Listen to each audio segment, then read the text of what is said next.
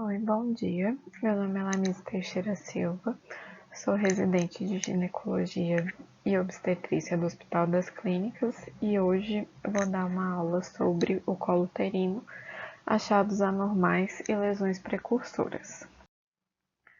De roteiro para essa aula, eu separei algumas considerações anatômicas do colo uterino. Vou falar sobre o papilomavírus humano, prevenção primária e rastreamento, manejo de achados anormais citopatológicos, colposcopia e manejo dos achados histopatológicos. Inicialmente, falando um pouco sobre a anatomia do colo uterino. O colo é formado pela junção escamocolunar, que é formado por um epitélio pavimentoso, róseo e liso, que é o epitélio escamoso, que se encontra justaposto ao epitélio colunar, de característica mais avermelhada e aspecto aveludado. A sua localização vai variar de acordo com a idade e o estado hormonal da paciente, sendo que sob a influência de estrogênio, a JEC vai sofrer uma eversão, e isso acontece principalmente na adolescência, na gravidez e com o uso de anticoncepcionais combinados, e vai sofrer uma regressão quando há uma queda nos níveis de estrogênio, como por exemplo na menopausa, na lactação ou muitas vezes no uso de anticoncepcionais apenas de progesterona. Nessa figura nós podemos observar a junção escamocolunar, sendo que essa localização pode ser variável.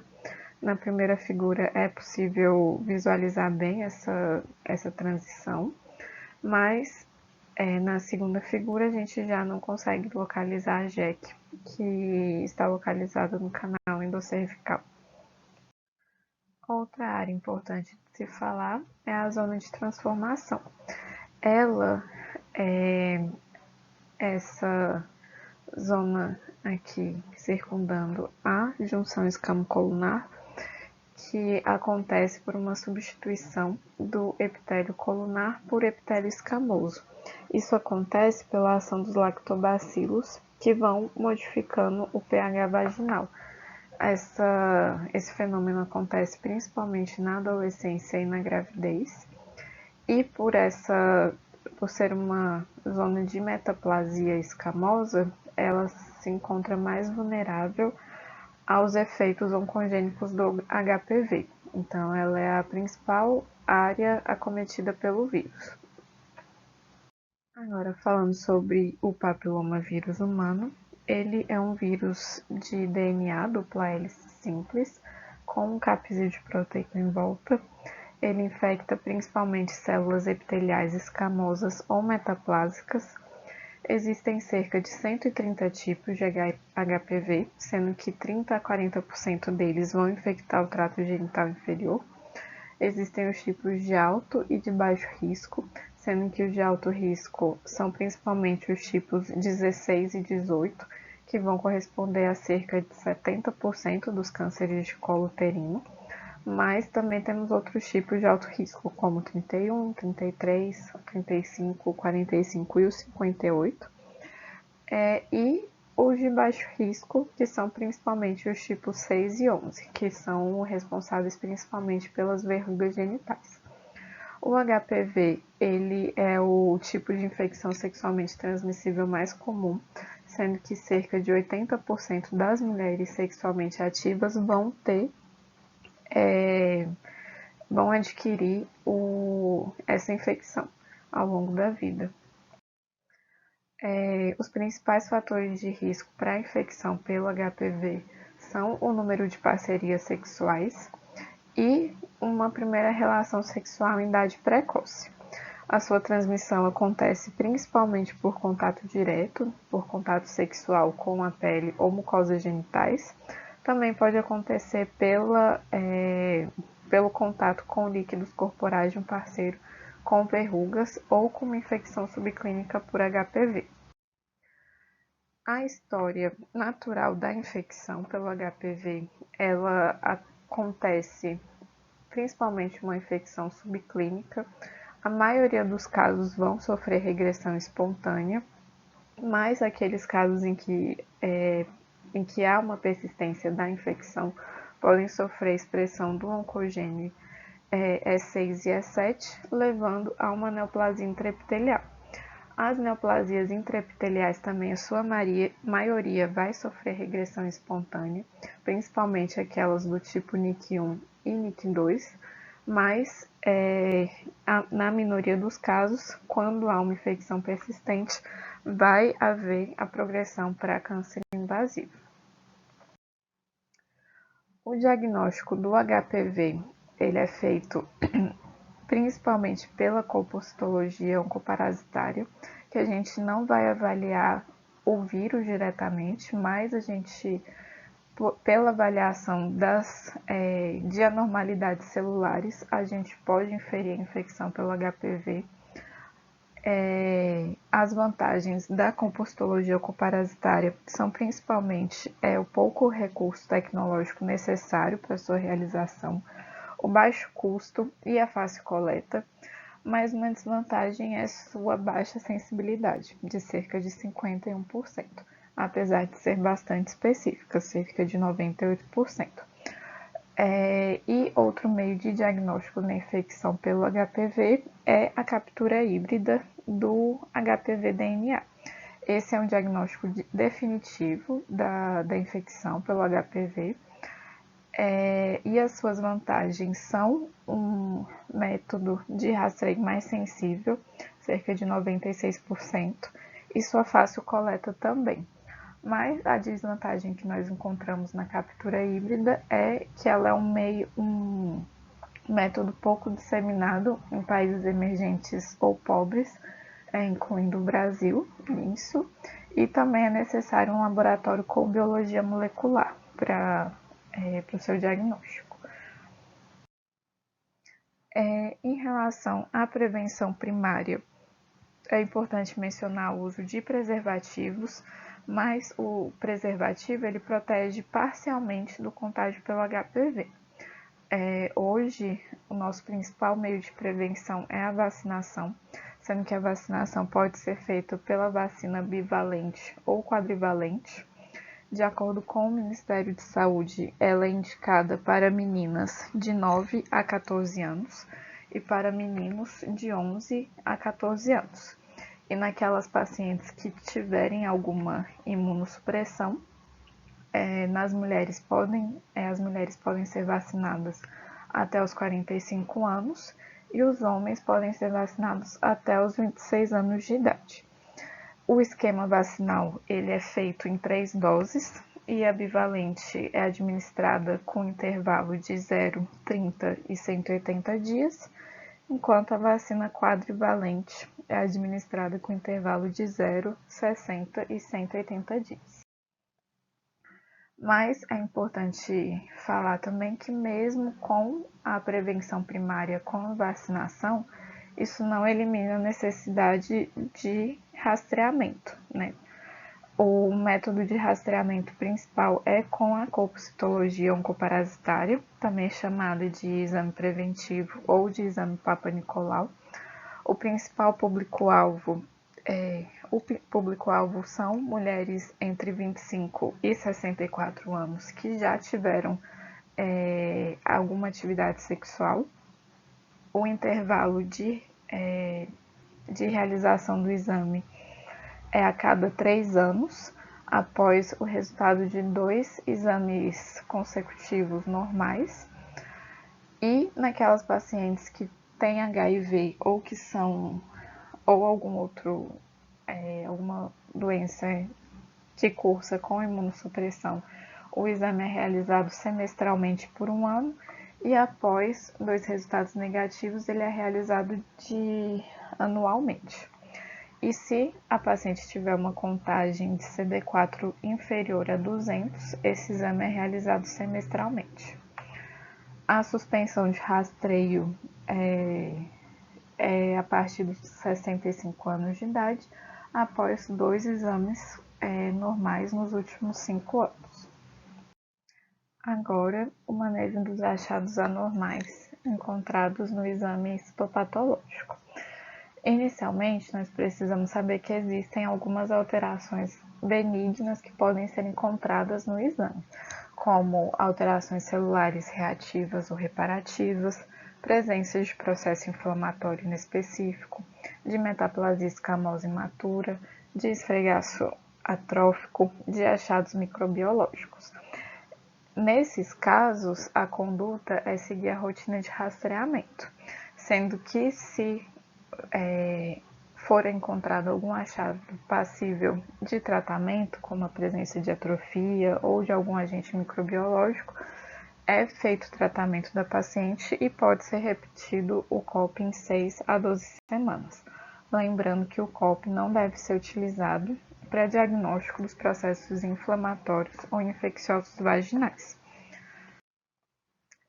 E dentre os achados anormais também, nós temos aquelas anormalidades nas células epiteliais, podendo ser achados anormais das células escamosas ou das células glandulares. Dentre os achados nas células escamosas, nós temos esses descritos e das células glandulares também. Eu vou falar um pouco mais de cada um deles agora.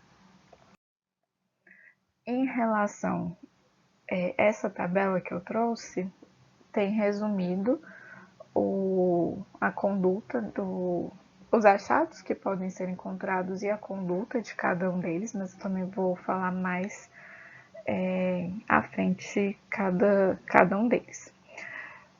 Podem ser encontradas células escamosas atípicas de significado indeterminado, que é o ASC, naquelas possivelmente não neoplásicas, que é o ASC-AS, a conduta vai depender da idade da paciente. Se essa paciente tiver menos de 25 anos, a orientação é a repetição do exame a cada 3 anos.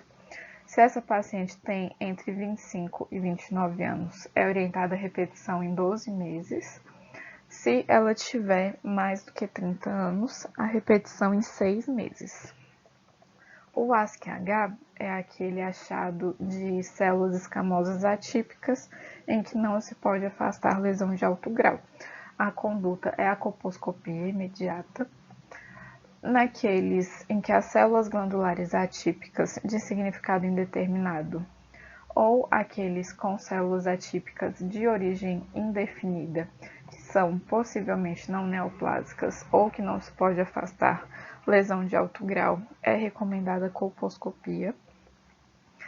Nos achados de lesão de baixo grau, também dependendo da idade da paciente, naquelas com menos de 25 anos, a orientação é repetir o exame em 3 anos, naquelas com 25 anos ou mais, repetir o exame em 6 meses.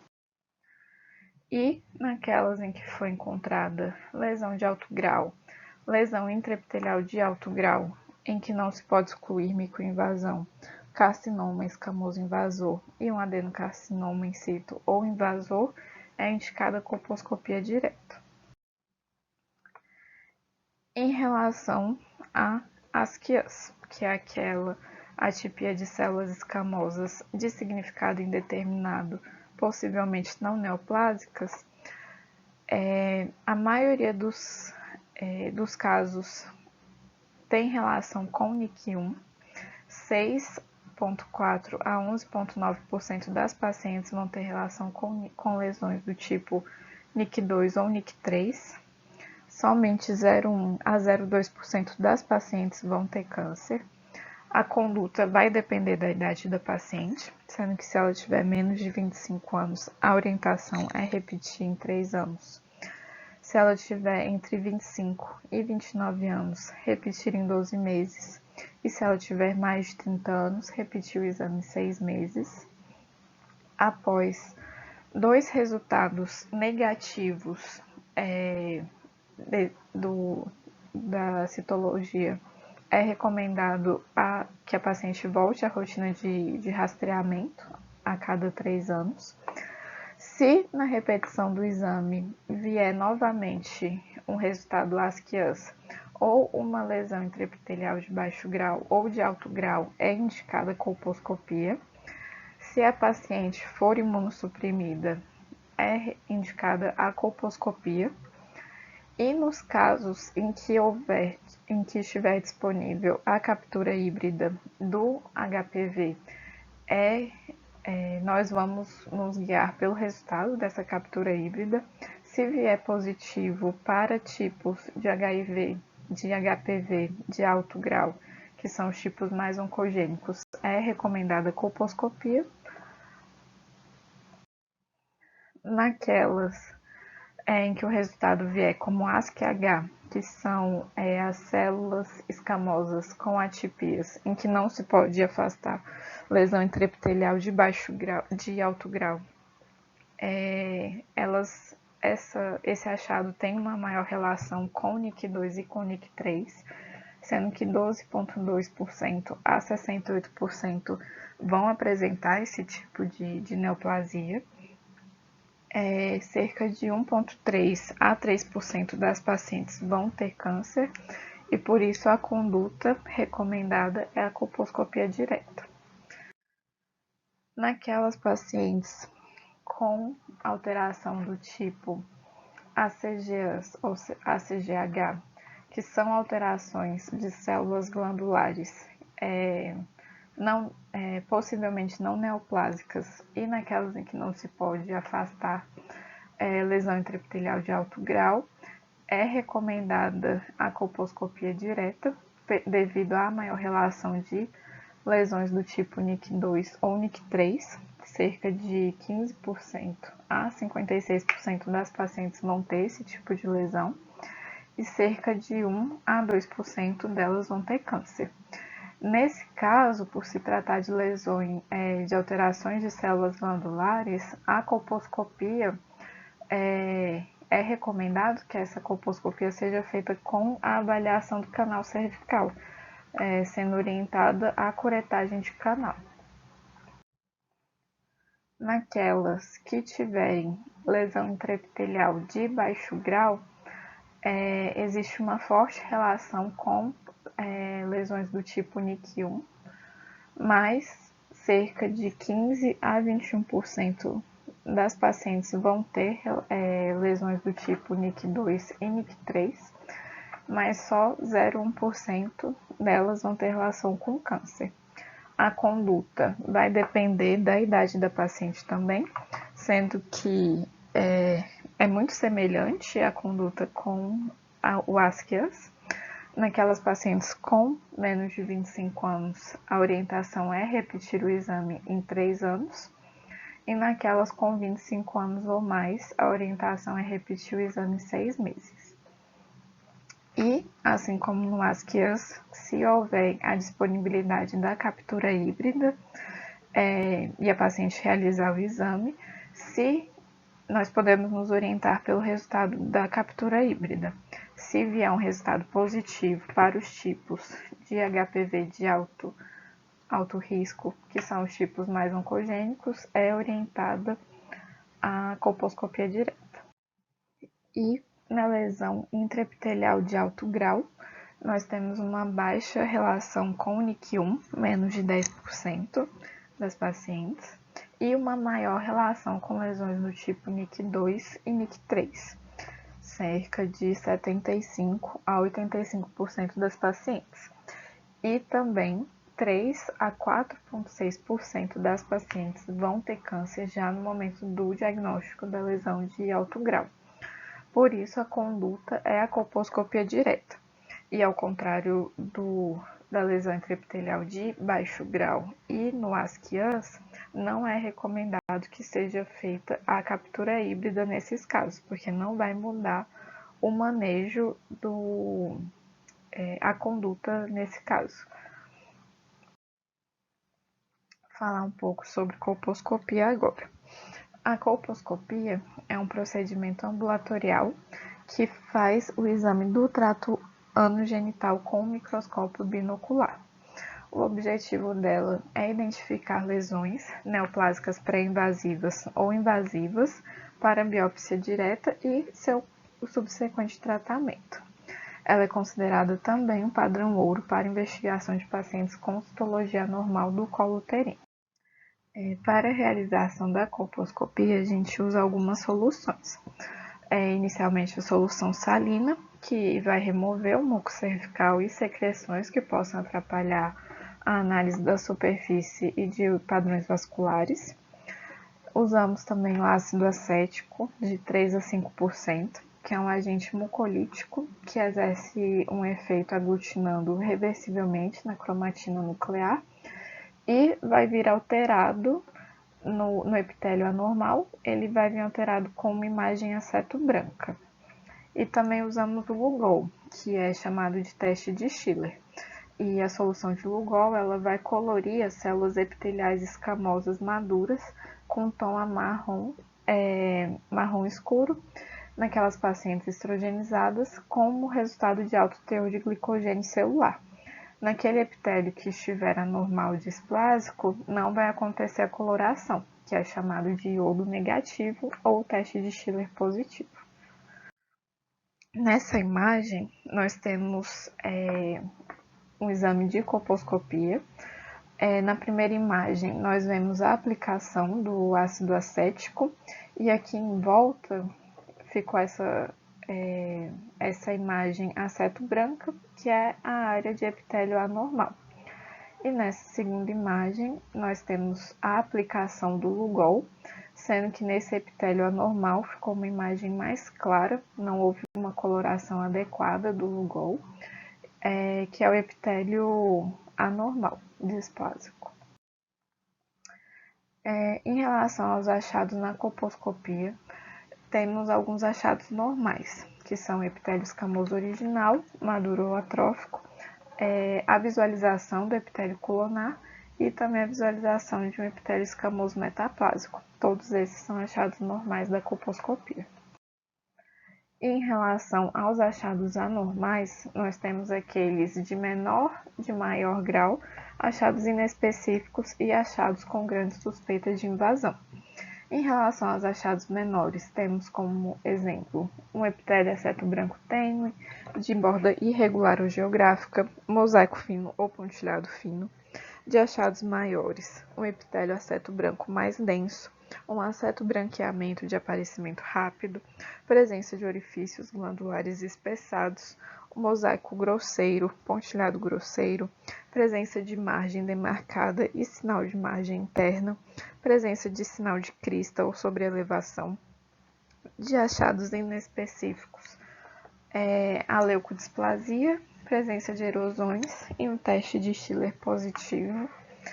E lesões suspeitas de invasão são, por exemplo, presença de vasos atípicos ou frágeis, presença de superfície regular, de lesão exofítica, de necrose ou ulceração e de uma neoplasia tumoral grosseira. Nessa figura, nós temos alguns achados de suspeita de invasão, que nós vemos aqui uma superfície mais irregular, com presença de vegetações, presença de vasos atípicos, bem ulcerativa essas lesões. E, por último, o manejo dos achados histopatológicos. Nós podemos encontrar achados do tipo NIC1, NIC2, NIC3. Essa tabela eu trouxe para a gente avaliar como é a evolução desses achados. As lesões do tipo NIC1, cerca de 57% delas vão sofrer regressão espontânea e apenas 1% delas vai progredir para câncer. No tipo NIC2, 43% vão sofrer regressão espontânea e apenas 5% vão progredir para um câncer de colo. E nas lesões do tipo NIC3, 32% vão sofrer regressão, mas 25% vão progredir para câncer. E isso é importante a gente saber para a gente saber como vai manejar esses achados. O manejo deles pode ser feito pela observação ou o tratamento. A observação ela é recomendada principalmente naquelas lesões do tipo NIC1 e o tratamento ele corresponde à retirada da zona de transformação. É indicada a retirada o tratamento com exérese naquelas pacientes que têm NIC1, se houver uma persistência de lesão, dessa lesão por mais de 2 anos, e naquelas pacientes com NIC2 ou NIC3 é indicada exérese em todos os casos. Mas existem algumas referências que dizem que nas lesões do tipo NIC1 ou NIC2, em que a paciente tem menos de 25 anos, pode ser feito o acompanhamento a cada 6 meses, devido a uma grande chance de regressão. Em cerca de 70% dos casos vai acontecer a regressão. Os tipos, mas quando é indicada a exérese dessa lesão, nós temos alguns tipos de excisão. Pode ser feita a exérese da zona de transformação, em que é retirada somente a zona de transformação, mas isso só vai ser indicado quando a JEC for completamente visível. Pode ser indicada a retirada da zona de transformação, a conização, em que é feita a retirada da zona de transformação com prolongamento para o canal endocervical. E também pode ser indicada a excisão dos tipos 1, 2 e 3, dependendo do tipo de zona de transformação, que eu vou falar no próximo slide. A excisão do tipo 1 é indicada quando houver uma zona de transformação do tipo 1, em que não vai adentrar mais do que 1 centímetro do canal cervical. A excisão do tipo 2 é naquelas com a zona de transformação do tipo 2, em que vai ser retirado de 1,5 a 2 centímetros do canal. E a excisão do tipo 3, naquelas com zona de transformação do tipo 3, em que vai se retirar de 2 a 2,5 centímetros do canal, que é bem semelhante à conização. Nessa figura, nós temos os 3 tipos de zona de transformação. No tipo 1, a JEC é completamente... a zona de transformação é completamente visível. Na do tipo 2, ela é completamente visível, porém, ela tem uma parte que adentra para o endocervical. E na zona de transformação do tipo 3, ela não é visível ou ela é quase totalmente não visível. E o segmento pós-exérese dessas pacientes, naquelas que tiverem as margens livres ou apenas lesão do tipo NIC1, é indicado a COP com 6 e 12 meses e após isso uma COP anual por 5 anos do tratamento inicial, e ela tem uma grande chance de regressão espontânea. Já naquelas que tiverem margens do tipo NIC2 ou NIC3, é indicada COP e colposcopia de 6 em 6 meses por 2 anos. Após 2 resultados negativos, é indicada o rastreio de rotina. Essas foram as minhas referências.